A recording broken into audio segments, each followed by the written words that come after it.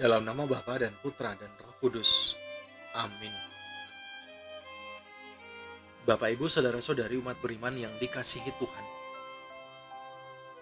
Selamat hari Minggu dan salam sejahtera untuk kita semua. Sejenak, kita syukuri segala hal yang boleh kita terima dan lalui sepanjang pekan kemarin. Ada suka dan mungkin duka. Ada tawa maupun tangis yang mengisi hari-hari kita selama satu pekan yang telah berlalu. Kita memohon berkat dan rahmat Tuhan untuk hari ini dan untuk perjalanan hidup kita selama sepekan mendatang, agar kita dimampukan untuk menjadi penyalur berkat-Nya di setiap perjumpaan kita dengan sesama. Umat beriman, apa sabda Tuhan untuk kita hari ini? Dan bagaimana kita akan merenungkan serta mengamalkannya dalam setiap tutur kata dan perbuatan kita? Bersama-sama dengan gereja Allah yang kudus, mari kita hening sejenak sambil membersihkan hati agar pantas dan layak mendengar sapaannya yang kudus.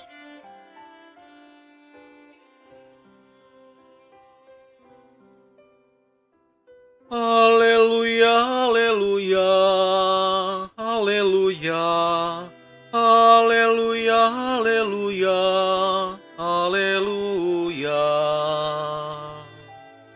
Atas kehendak-Nya sendiri, Bapa telah menjadikan kita berkat firman kebenaran, supaya kita menjadi anak sulung di antara semua ciptaan-Nya.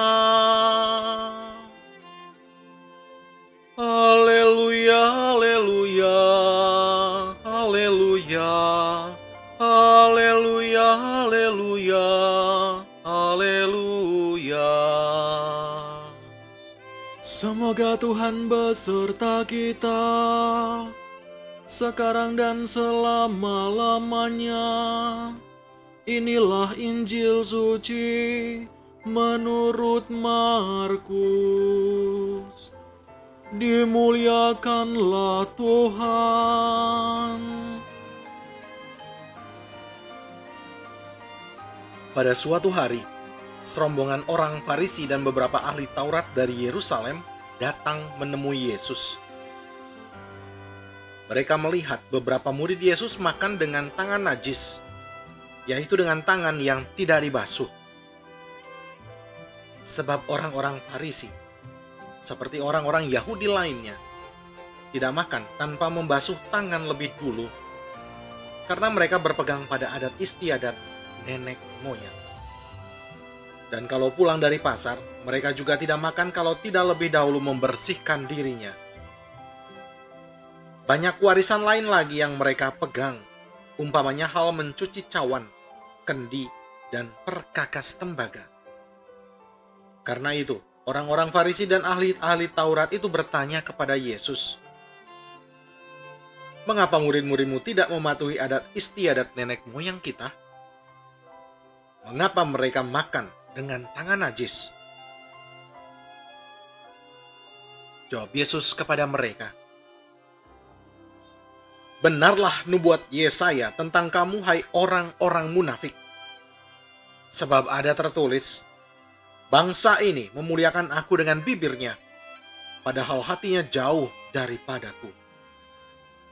Percuma mereka beribadah kepadaku, sebab ajaran yang mereka ajarkan ialah perintah manusia. Perintah Allah kamu abaikan untuk berpegang pada adat istiadat manusia." Lalu Yesus memanggil orang banyak dan berkata kepada mereka, "Dengarkanlah aku dan camkanlah ini. Apapun dari luar yang masuk ke dalam seseorang tidak dapat menajiskan dia. Tetapi apa yang keluar dari seseorang, itulah yang menajiskan dia. Sebab dari dalam hati orang timbul segala pikiran jahat, percabulan, pencurian, pembunuhan, persinahan, keserakahan, kejahatan, kelicikan, hawa nafsu, iri hati, hujat, kesombongan, kebebalan. Semua hal-hal jahat ini timbul dari dalam dan menajiskan orang. Demikianlah sabda Tuhan. Terpujilah Kristus.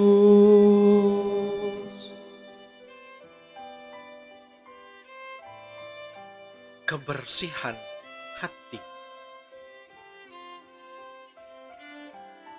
Bapak, Ibu, Saudara-saudari umat beriman yang dikasihi Tuhan, ketika hendak mengerjakan sesuatu yang ada kaitannya dengan kebiasaan atau adat istiadat tertentu, biasa terdengar kata-kata biasanya begitu atau adatnya seperti itu.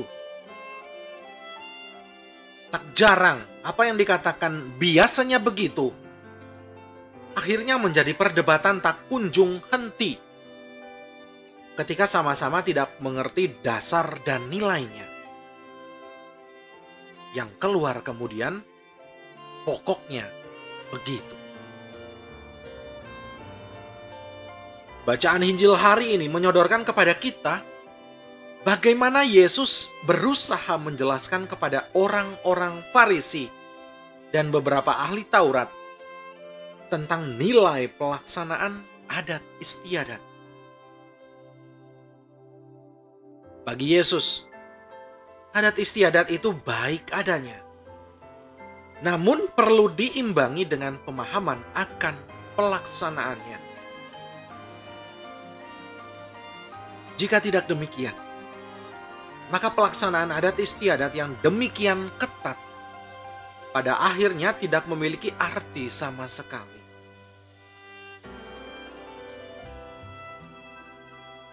Adat istiadat yang dikembangkan dalam budaya Yahudi lahir dari sebuah relasi mendalam antara manusia dengan Allah dan diupayakan menjadi sarana memuliakan Allah.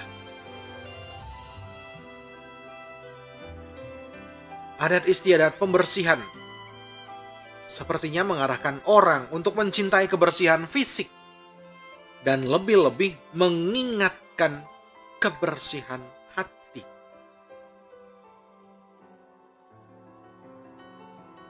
Namun demikian, nilai yang luhur ini tidak lagi mendapatkan perhatian yang cukup karena orang terlalu menekankan pelaksanaan lahiriahnya.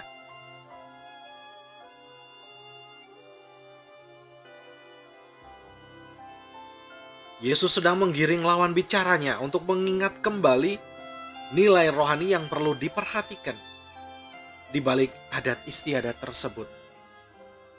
Bagi Yesus, orang perlu benar-benar memperhatikan kebersihan hatinya supaya semakin mampu mendekat kepada Allah. Orang yang memiliki hati yang suci dipuji oleh Yesus sebagai pribadi yang berbahagia karena akan melihat Allah. Bandingkan Matius bab 5 ayat 8. Maka dari itu umat beriman, apa yang perlu dibersihkan dari hati?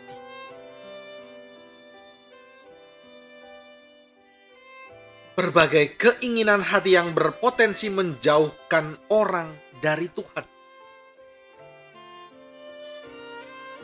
Paling gampang adalah 7 cacat cela, kesombongan, kedengkian, hawa nafsu, keserakahan, ketamakan, kemalasan, dan kemarahan.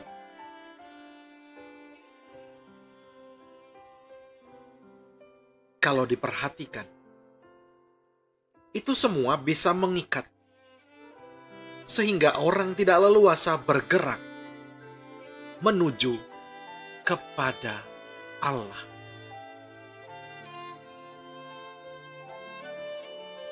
Tuhan senantiasa memberkati perjalanan hidup kita.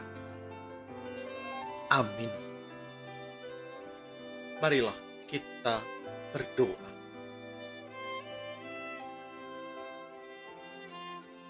Allah Bapa kami yang Maha Kudus, ibadat lahiriah semata-mata tak dapat berkenan di hati. Engkau menghendaki agar kami mengabdi-Mu setulus hati, agar persembahan kami nyata benar-benar. Pada diri Yesus Putra-Mu telah Kau nyatakan hukum baru, yaitu hukum cinta kasih dan kebenaran. Berilah kami kekuatan agar dapat melaksanakan kehendak-Mu dan mengabdi kepada-Mu dalam kebenaran. Demi Yesus Kristus, Tuhan dan pengantara kami. Amin.